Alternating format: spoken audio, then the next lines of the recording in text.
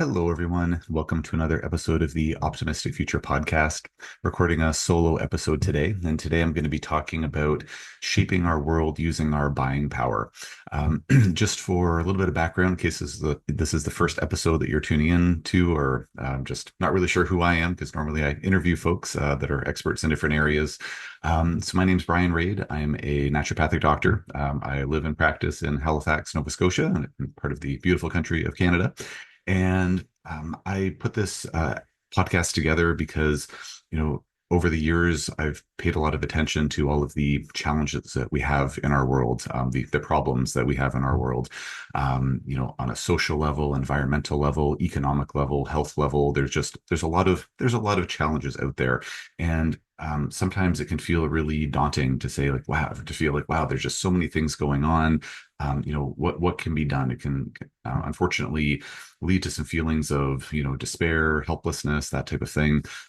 But as my friends and family can tell you, I'm an eternal optimist. I'm always looking for, what are the solutions to these challenges? What are the solutions to these problems? What can we do to try to make things better, move things in the right direction?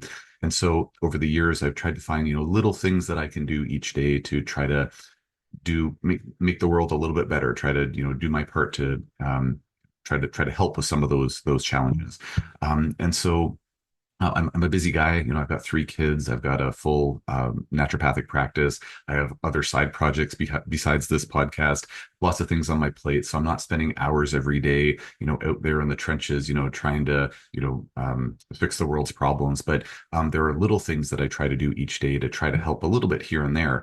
And, when we look at amazing examples from history, like, the work of Gandhi, the work of Martin Luther King, many other great examples out there where when there's sort of a visionary and there's enough folks behind that visionary to make a difference, then huge social changes, huge world changes can occur for the better.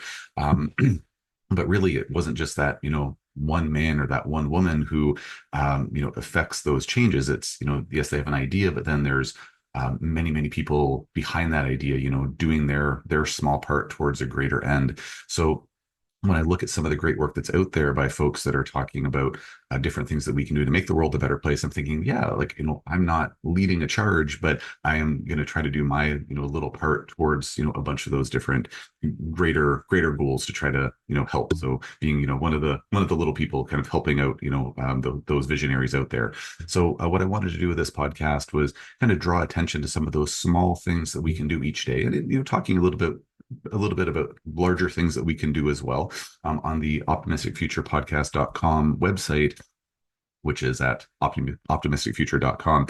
Optimisticfuturepodcast.com rather. There's two sections on that website. There's kind of small things that we can do and larger things that we can do. So every time I have an episode where I'm interviewing someone who's an expert in one of these areas, then there's tangible steps that we can all take on a simple level or a more complex level if we so choose. If we're like, yeah, I feel really passionate about X, Y, or Z, well, what's the next step that you can take to try to affect a greater change potentially? So anyway, circling back to the podcast, so why was it developed in the first place? Well, to basically share some of these ideas and just to kind of try to do a small part, doing an additional small part on my own side of things to try to just get some of these ideas out there and just almost acting like a bit of a cheerleader to say, hey, like we can make a difference. We can all do little things, maybe slightly more than little things, or some of you will do great big things, and we can all kind of band together to work to make the world a better place. So that's the background with the podcast. So getting back to the topic at hand today. So the title of this podcast episode is shaping the world using our buying power. So this is something that I've thought about for a really long time. It's something that I try to live in my own day-to-day life, just thinking about, well, when we look at the world around us and the different, and kind of keeping this podcast episode more within the realm of commerce, more around the economy. This could, I think, certainly extend to social and environmental and health issues and other things too. But I'm not going to talk for 3 hours here. Just going to keep it around more of the economic side of things.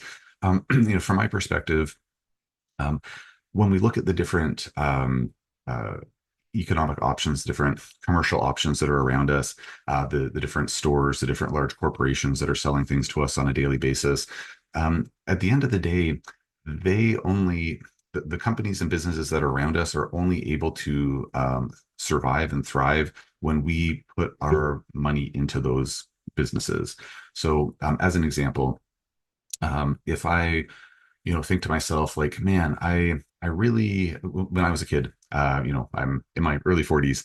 So when I was a kid, 30-ish years ago, I really liked going to used bookstores. I really liked reading, different fiction novels. I was a big nerd, played Dungeons and Dragons, loved, all kind of like sci-fi stuff, that kind of thing. And I really like going to used bookstores because I could go find, use knowledge. Didn't grew up without much money kicking around, so it was like, okay, I want to buy, another book or whatnot, but I wanted to try, get it for a lower price. And so I would, go to the different used bookstores. I lived in London, Ontario at the time. There are several great used bookstores, and I would go there like on a weekly basis, looking, through the different shelves. And as I was at that used bookstore, it was great because, yes, I was looking for what I was after, but they had, the used CD section. For those of you that are much younger than me, CDs were these things that we had before, like all the music was online. And so they had, used CDs. They even had used like cassette tapes. They had, videos, VHS videos, DVD videos, really dating myself here. But then also lots of other types of books. So, going into that used bookstore, it was great because I'd be, browsing, looking at my stuff. I was quite a bit younger at the time, so my mom would drive me. So, she'd be looking at stuff, and when she wasn't done yet, so I'd be browsing around like, oh, look, there's this, other book that I, looking at other sections, and it would just, kind of diversify the things that I was exposed to. And, sometimes be like, oh, I'm going to buy a book on this or look at a book on that. And like, it was just a really great experience. Like we could go there for, sometimes we bring my friends too. Like it was, we just go for like, an hour or two sometimes. This place called City Lights in downtown London, Ontario. And it was just this, wonderful, place that we go all the time. And I've had that brought so much value to my life at the time. But nowadays, I live in Halifax, Nova Scotia now, and there are very few used bookstores. There used to, I've been living here for a little over 16 years, and there used to be, several used bookstores. Now there's, I think, one or two. There's this one totally independent bookstore that I don't remember the name of it off the top of my head, but it's downtown. We go there on a semi-regular basis when we're walking along the waterfront. We'll stop in the bookstore, and they just have all like independent titles, and it's just this independent bookshop, and it's great. It has so much character. It's nothing against Indigo and Chapters and like these gigantic corporate booksellers. Like we go there too when we need to get whatever new books that my kids are interested in or whatnot. But just the character, just the uniqueness, like there's just something special about those those used bookshops, those independent booksellers. And I think to myself, if I just bought all of my books on Amazon, if I just did all of my book shopping at like on or at Chapters or Indigo or one of those large booksellers, it's like, what's going to happen to those smaller businesses that I really value having those in my community? I really value having that opportunity to like take my kids to the used bookstore, like the one that I still know about in Halifax here. There might be a couple more. I'm not sure. Or going to that independent bookseller. By I'm very inclined to support those businesses, saying like, yeah, it'd be there's a Chapters that's half the distance from where we live. Very, very easy to go there. I could just again buy anything online, delivered straight to my door. Seeing those prime vehicles driving around all the time, oftentimes clogging up our driveway because we live in a townhouse. So there's anyways, long and short of it is it would be infinitely more convenient to do that. But then like what happens, flash forward, 5, 10 years from now, everyone's like, I think I'm just going to buy everything on Amazon. Well, then like, what happens to that small bookstore in downtown Halifax? What happens to the used bookstore? What happens to those small booksellers in your community, wherever you happen to live, wherever you're listening to this podcast? It is, what happens to them if we don't support them? So I think that balance is good in life in many areas of life. And again, not insinuating that like, oh, don't ever buy anything from Chapters, don't ever buy anything from, excuse me, a larger bookseller. But just again, thinking about the power of your buying dollars when you go to that smaller bookstore, when you go to that used bookstore, you are essentially saying with your dollars, I want you to exist. I want you to still be in my community. I still want to have an option for me and my kids and my family members and others. And whereas if we just spend all of our money on Amazon.com or .ca, or we spend all of our money at those, large, corporate businesses, then you're essentially with your dollars, whether you're thinking it directly or not, either directly or indirectly, you are saying like, I want you to continue existing. I want you to continue to become larger and larger. And then by default, I don't want those other companies to thrive or survive as much. Again, it might not be what we're intending with that, but just really thinking about the power of our dollars, our spending dollars. That is essentially what we're doing when we say, yes, I'm giving money here and I'm not giving money there. You're saying essentially, I want you to succeed, and I am going to not contribute to your success. And if enough people don't contribute to your success, then essentially we're contributing to your demise, essentially. So I do, as I'm saying this, and I meant to say this as a caveat before I started this whole podcast, but I'll say it now because now I'm remembering. I fully recognize that not everyone is in a financial position to be as choosy with their purchasing dollars as some of us are. I'm thankful that I have enough disposable income that I can choose to, go to that independent store. I don't have to wait for like the mega discount deal on Amazon to be able to buy a book. Quite frankly, like my family and I, we use the public library system as well. Like, we don't, buy every book that we're interested in. So there's different options that are out there for folks. But I fully recognize that not everyone can afford to be as discerning with their buying dollars as they might like to be. So I'm certainly not casting any shade on anyone who doesn't have the option, and I'm not casting any shade on anyone at all. If you're listening to this thinking like, yeah, I hear what you're saying, but like, I'm just going to keep buying everything on Amazon. It's like, fill your boots. It's a free country. Hopefully, where you live, it's a free country. It's a free country here in Canada, and do what you so choose. It's just, really my intention with having this podcast episode is just to, stimulate some thought, just think about it, and not just stimulate thought, but also really an underlying goal with the Optimistic Future podcast is to ideally leave listeners with a sense of empowerment that, our actions are powerful. Collectively, they are incredibly powerful.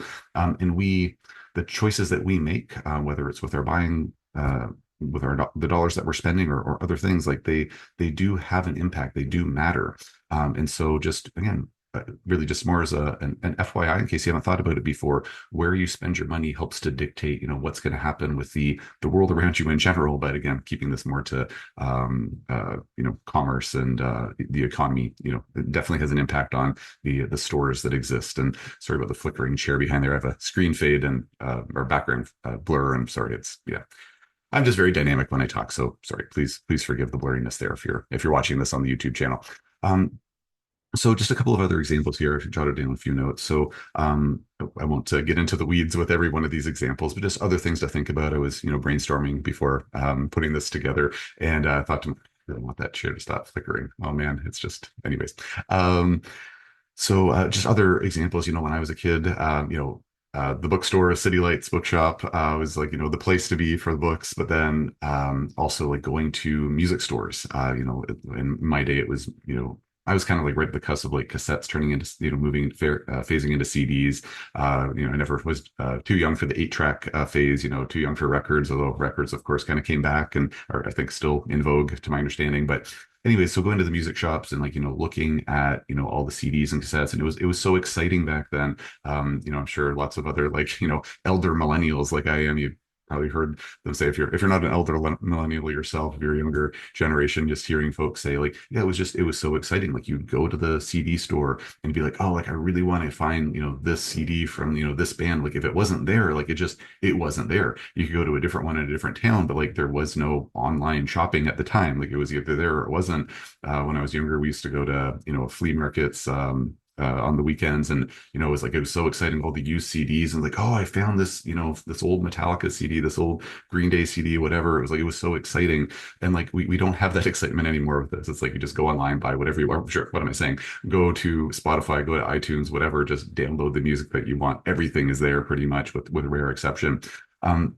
So I understand that like the way of the CD store, like it's gone. Like, that was a technology shift, but just again thinking about like, well, nowadays, there still are some of the used bookstores, different there's different like used music shops, like record stores, things like that. You still can find, used CDs and whatnot. But just again, thinking that even if we were to say go back in time, like I don't know, 20 years or so, whenever it was that the digital age of music began to flourish, um, that would have been a time to say like, oh yeah, like I can, use Napster to like, download illegal music, which I did not do.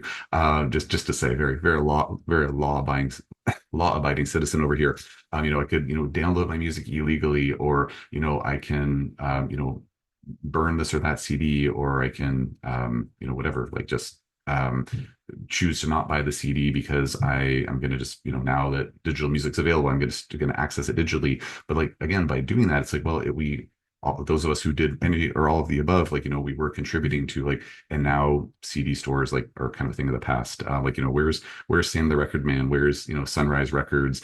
Oh my gosh, I'm blanking on some of the other names out there, but it's just a good example of like things can go away. So I'm not pining for the days when CD stores were on every street corner. It was a nice time, little nostalgia around that. But it's just a good example of like, well, when we collectively put our dollars towards digital music, putting our dollars towards non CD store purchases, then like what happened to them? They went away. Same like video rental stores, things like that. So it's an example where technology just evolved and that led to a change in the industry. But it is a very real possibility that if we put our buying power, if we put our dollars into the types of institutions or types of businesses um, that are if we put them into certain businesses and not into others, like those other businesses will go away. So just thinking about, who do I want to purchase from?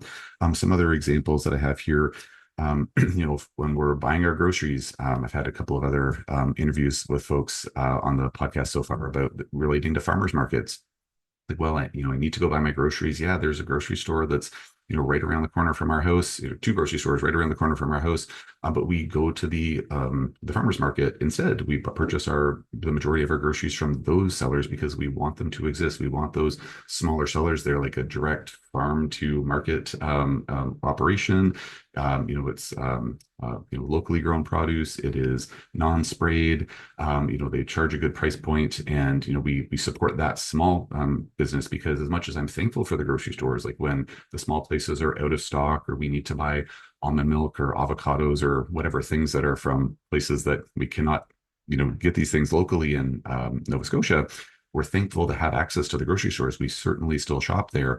But I don't want a point in time where it's like my only option is, the Atlantic Superstore, Sobeys, and that's it. I don't want that. I personally want there to be those farmers market options as well.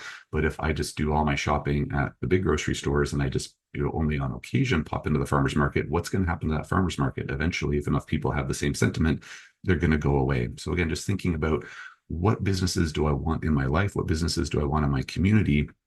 Putting your dollars in those businesses is going to help keep them around. Let's see here.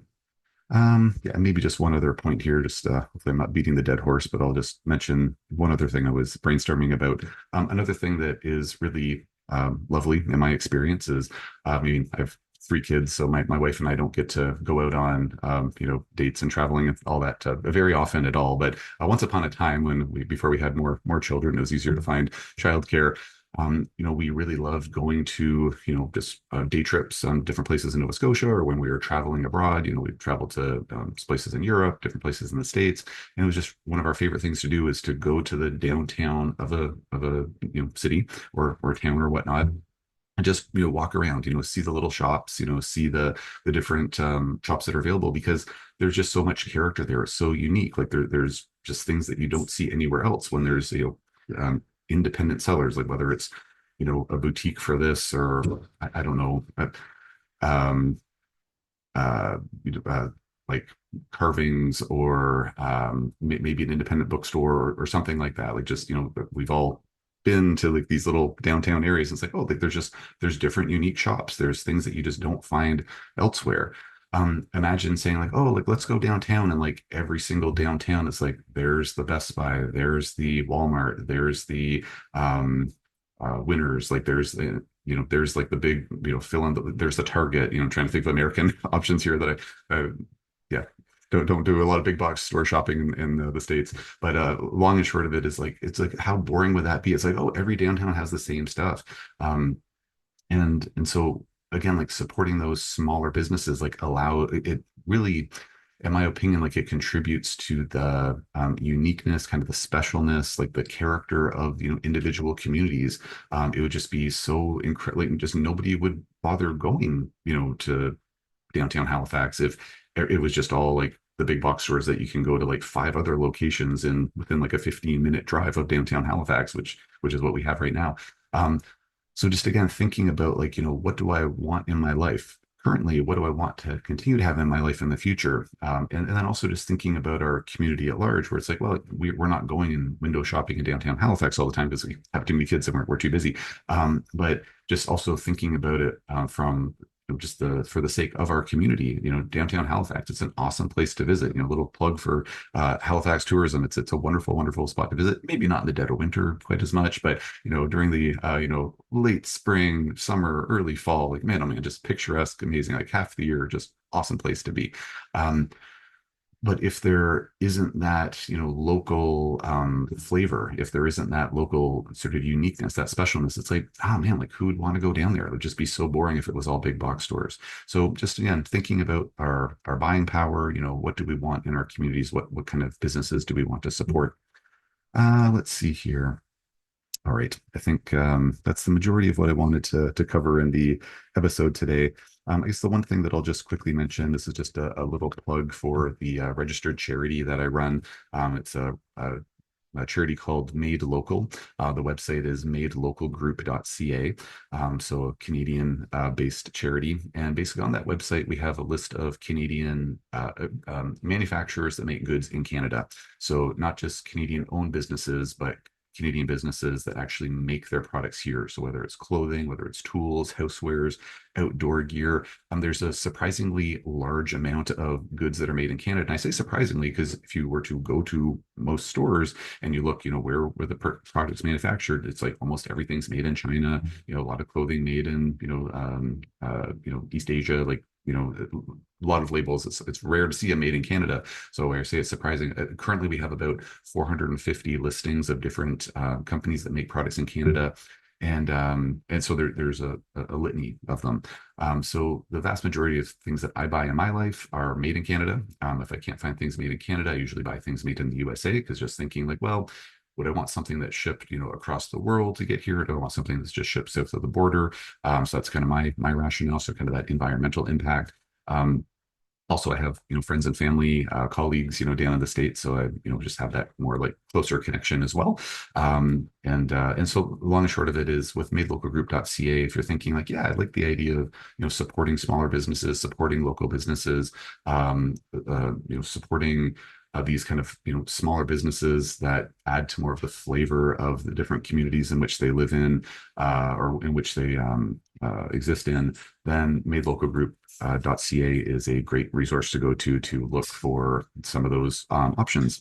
Um, And again, it's a completely like it's a registered charity, so charitable organization. Any revenue that the Made Local charity brings in from sponsorship dollars, advertising dollars from different vendors that we list or different companies that we list, that goes to cover our base our meager upkeep expenses, but then also anything over and above that is donated to another registered charity here in Canada called Second Harvest. And it's a wonderful charitable organization.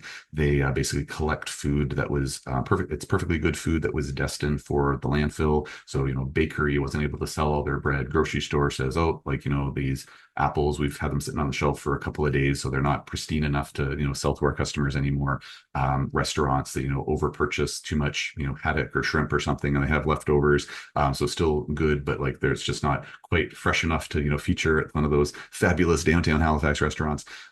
Then Second Harvest has a a slew of volunteers, across the country that go and pick up the food, and then they bring it to local food banks, and they then distribute it to folks who are in need, which unfortunately is a growing number of folks these days with some of the economic challenges that we're in. So it's a really wonderful charity because it's eliminating food waste, because food waste is just such a horrendous thing in and of itself. It takes so much energy, so much effort to produce food, and to throw that food out, like it's just such a waste of resources. And it's also just, in my opinion, incredibly unethical, because there are people in the world, in our own countries and other parts of the world, who don't have enough food. So to throw away food, like what a it's not good.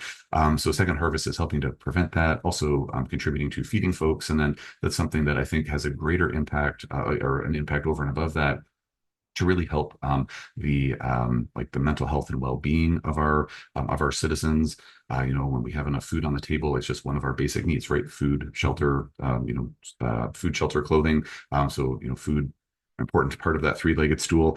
And then also, over and above that, some of those individuals who don't, are struggling financially. Many of them have children, so there's unfortunately, child poverty is so rampant. It's such a crazy juxtaposition, where we're so fortunate in many ways in our Canadian society, and yet we have a significant number of children that are at the poverty, are below the poverty line, and that's just awful on every level. So at least trying to make sure that they have enough food to eat is a really important part of their physical health, their mental health, and contributing to good physical and mental health is so important for helping to improve overall outcomes in the long term, to try to break the poverty cycle and various things. So I won't go further down that rabbit hole, but that's ultimately the goal of the Made Local charity, is to promote these businesses that are making products in Canada, these small businesses that are making products in Canada, and then working to try to generate some revenue for Second Harvest to try to do some greater good in the world. If you have any comments on this, please post in the comment section. If you're watching this on YouTube, if you're listening to the podcast and you want to connect, send us a message. Please go to optimisticfuturepodcast.com. There's a contact form. Send us a message. If you have any ideas about future guests to have on the podcast, if you have thoughts about anything that I've said here today, any suggestions for businesses to add to the Made Local charity website, ideally in that case, go to madelocalgroup.ca, fill out the contact form there, send us the information, but you can send it to the Optimistic Future podcast. I know the guy that runs both of these projects, so he'll find out either way. But yeah, any comments, feedback, etc., please share. If this is a podcast that you are inspired by, that you enjoy, that you think is good that this exists, building on the sentiment that this whole podcast episode is predicated upon, and that, like, put your energy, put your money energy in this case into businesses you want to have run around, but consider putting your time energy into helping to support this podcast. So if this is something that you think is good, you're like, yeah, I like what this guy is saying. I kind of like what he's getting at here. Please consider sharing this with friends. Share the link on your social media. Please consider helping us to get the word out about this podcast, and I will do my best to try to do as much good in this world as I can. And please, help us out by sharing, and any suggestions, comments, just post. So I'll leave it there for now. Thank you for tuning into this episode of the Optimistic Future podcast, and please stay tuned for the next one.